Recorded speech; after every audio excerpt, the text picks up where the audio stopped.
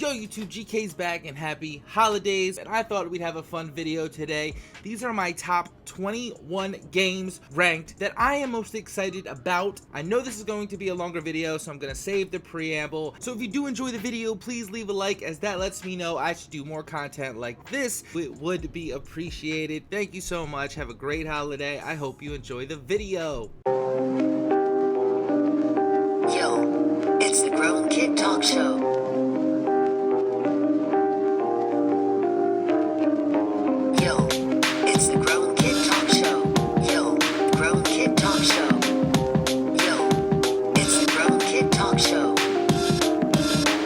And coming in at number 21 is Stray. Stray looked to me very interesting. It's about a cat, or is it about robots and cats? Is it about finding your voice in this world that has been devoid of humans?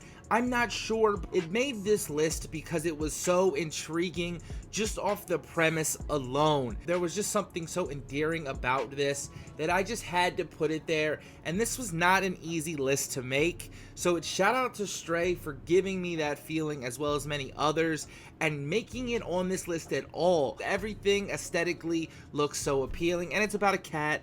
Who doesn't like cats, right? Next up is Ratchet and Clank: A Rift Apart. This is our number 20. I can't make a list without putting Ratchet and Clank on it. Honestly, I am such a big fan of Ratchet and Clank. I've played every single one, I'm pretty sure. And the next generation Ratchet and Clank looks even better. It's a platformer. Platformers don't often get a lot of love nowadays. There's so much nostalgia there for me. I can enjoy an E-rated game still and still look at it and have a great time with it. You know, you're never too old for Ratchet and Clank, in my opinion, and A Rift Apart may be the game where finally Ratchet meets another Lombax and they can make more Lombaxes. You know, that's the story we all kind of want for longtime fans. But for new fans, this new Ratchet and Clank for them will be a great time. Let me know if this will be your first Ratchet and Clank, or like me, one of a whole slew of Ratchet and Clanks you've played. Far Cry 6 comes in at number 19. I didn't know what to do with Far Cry because I felt that the trailer was very, very good. It felt impactful. There was a weight to it all. The voice acting, all that looked so good. But at the end of the day, it is still Far Cry. And I thought Far Cry 5, while fun and enjoyable, wasn't necessarily like a top-notch great game. And then they made Far Cry New Dawn, which again was probably more of the same, if not even a little bit less. I didn't even bother. I know hardcore Far Cry fans really do like the series, and this trailer, in my opinion, hopefully is hinting at level of depth that Far Cry to me hasn't hit in a while, maybe like Primal days. Hopefully this is the Far Cry that really could take the series in the next direction. That's why it came in at 19. The trailer just had such good moments in it. I really am excited for Far Cry 6. I'm really excited for all the games on this list and games not on it. Don't get it confused, but when you are trying to rank, you have to make the tough decisions. So I have it at number 19, and that's a strong number 19. Just imagine what else is on this list. Coming in at number 18, The Elder Scrolls 6. And I had to pause the video because that trailer is so short, I just can't talk over it. Hopefully The Elder Scrolls 6 comes out at a reasonable time frame. Apparently it's been in development for a very long time. I mean, they keep showing Skyrim stuff. Hopefully The Elder Scrolls 6 builds upon the Skyrim, because they got a bunch of new fans that don't necessarily know the world. So hopefully it gives even more lore and more in-depth gameplay types. I thought Skyrim, in retrospect, has become a little bit more one-dimensional in terms of how the industry has been doing and treating open world games. I still hold Skyrim in such high regard, and I still hold Elder Scrolls in a high regard. I'm just hoping that the Elder Scrolls 6 fulfills a new plateau for Bethesda and the Elder Scrolls franchise. So hopefully Elder Scrolls is that game, and it is on that hope alone that it comes in at number 18. Big studio, big game. I'm expecting big things, and 18 is nothing to be disappointed about for Elder Scrolls 6, honestly, especially since all we got was literally a 15-second teaser. Crimson Desert came out of left field this year at number 17. Honestly, it feels like it has that it's pulling on inspiration from so many different games that it can be a little bit overwhelming to watch, but they gave us a long trailer, gameplay. Their developers are doing like a series. I think the game can work. I'm hoping that the narrative focus is there, because with so many different game mechanics, castle sieges, magic, assassinations, I'm assuming some horses as well for travel, building towns maybe even, I don't know.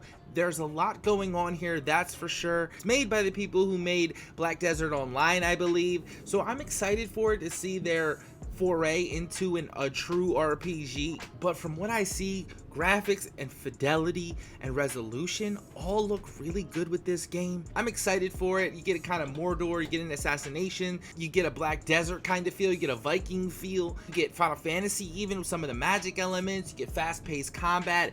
It just looks like a lot. I'm hoping that it pulls off. That's why it made this list at 17. And if you ask me, Steel Rising is a game people are really sleeping on. I put this at 16 because I think Spider Studios, who's making this game, who made games like the Technomancer and Greedfall, which I thought were also very good. This will be a story game, this will be impactful, and your decisions will actually matter. This is one of those games where they do that and do that well. I think Steel Rising is going to be Spider's first foot into the AAA realm. I think it'll be considered. I think people are really asleep on Steel Rising. Go check it out if you haven't. Little indie, but I think this is Spider's big game. Village Resident Evil comes in at number 15. I am someone who had loved Biohazard, and I've really loved the idea of Resident Evil doing like a Twilight Zone type of story where they're not continuing with that old trilogy. Those remakes are cool and all, but the most recent remake didn't do that well. This is what I want from Resident Evil, and I'm so glad they're bringing this to us. Something different, something unique, weird, out there with that horror element. I cannot wait for this game. I honestly think Village is going to be great, and that's why it came in at 15. Senua's Hellblade should be amazing. Number 14 is rightfully deserved because the first game was magnificent, and let me remind you of the marketing for it. Full game AAA quality for half the price, so it was half the story length, but that didn't take away from how amazing it was. I cannot wait to see Senua's Saga advance. Hopefully they only keep this to like a trilogy and don't do something crazy. But when we saw this at the Xbox press conference, I believe, our minds were blown at how graphically impressive Senua's facial movements were. I cannot wait for this, a game with a message and great gameplay, great story. It deserves the 14th spot, honestly. Odyssey Elite Dangerous takes number 13 because it's Starfield, except going to come out before Starfield. I've wanted to go into space and experience that, and I think Odyssey Elite Dangerous is going to be that game. But they are also uploading videos and doing more press for it. A lot has been done in the game, and I cannot wait for this title. A little lesser known of a game, so let me know what you think about Odyssey Elite Dangerous. Atomic Heart at number 12. This is probably a sleeper pick. If you saw this trailer and remember it, it was very impactful in every kind of way. The music, the art, the direction. You got a little bit of a Fallout vibe, of course, first person, but there was something strange and very weird with this world. I believe it's a German game, or at least the dialogue was in full German, and I cannot wait for more games like that played and made in different places in an original language. So I will 100% be playing this game with the subtitles on, like I have done many other great games like Ghost of Tsushima in recent memory. But something in this world felt weird. I saw some serious Nier Automata throwbacks and callbacks, kind of. I cannot quite put my finger on what makes this so high on my list, other than the fact that it is probably one of the more unique titles out there in terms of the trailer they showed, at least. Let me know if you had forgotten about Atomic Heart, because I did until I did this video and saw all the trailers for everything this year, basically. I can't wait for this game. The Callisto Protocol, one of the newer games shown this year, comes in at number 11. I think there has been a big void in horror gaming, and this is being developed by one of the people who did Dead Space. This will fulfill the horror genre that has been lacking so desperately, in my opinion. The graphics, superb. Honestly, the facial animation's great. The alien type of thing, or whatever it is, this protocol that they're undergoing, the machines and the robots, the world, the setting, the moon, all of it came good and gave a dope vibe. Very Alien Isolation-esque, very big government doing shitty things. There is a little bit of trend. I am leaning towards space type of things for the next generation, and this is yet another one of those space type games that I think will be a little bit more grounded, but nonetheless amazing. Returnal is our number 10 game. It comes in right at number 10 because I think people, after seeing the gameplay recently, are kind of giving it a weird and side-eyed looks. I think this is going to be absolutely phenomenal. The gameplay is probably like Control, but I think the story is going to be that much stronger. The female protagonist looks awesome, real deep, real intense, graphically also impressive, and it'll be interesting to see how they handle the switches. The combat looks super crazy in terms of like what you're actually doing. You're shooting, you're moving, you're going fast. The weirdest enemy designs that look really cool. I don't know how and I don't know why people are hating on Returnal, but I got it at number 10. Number 9, Elden Ring. Now, Elden Ring wasn't at the Game Awards like I had thought. Jeff Keighley was setting it up, but that still doesn't diminish that I am super hyped for Elden Ring for one reason and one reason only. This game to me needs to break the mold from From Software and showing me that they can make something different, or at the very least change up the Dark Souls formula heavily and give me a new experience, and Elden Ring seems like that game, and I have big expectations for this game. Hopefully they get met. That's why the hype is so high and it comes in at number 9. I think George R.R. Martin and Miyazaki can deliver something new and fresh, and hopefully we'll get more news on Elden Ring in the coming months. Beyond Good and Evil 2 at number 8. There's a reason why this is number 8, and that's because this trailer that they released to me screamed excellence, that they were really putting their all into making this game. But recently it has fallen into kind of development hell. I hope that doesn't happen. I hope the game is fully realized, and the time that it's taking, go ahead, take more time.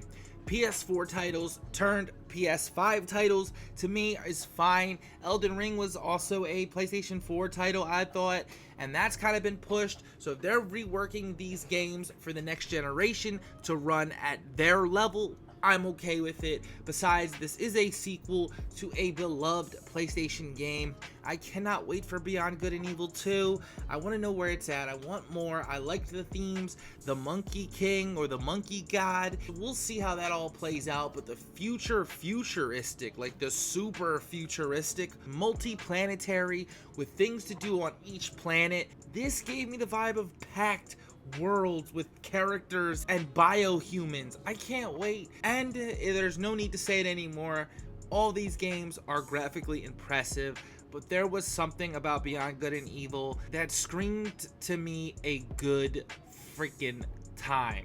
Mass Effect came in at number 7. This is a shock to all. This is just a teaser. I'm a huge Mass Effect fan. I hope this is Andromeda 2, or at least they continue on with the story. I can keep it brief here because the trailer wasn't that long, but I love Mass Effect. I think it's time for a new Mass Effect. Hopefully BioWare has their shit totally together, and this is the game we all wanted. I think everybody was way too hard on Andromeda, especially given recent events in gaming. It wasn't as bad as people were saying. Just because there were bugs, that doesn't mean it's a bad game in terms of its story.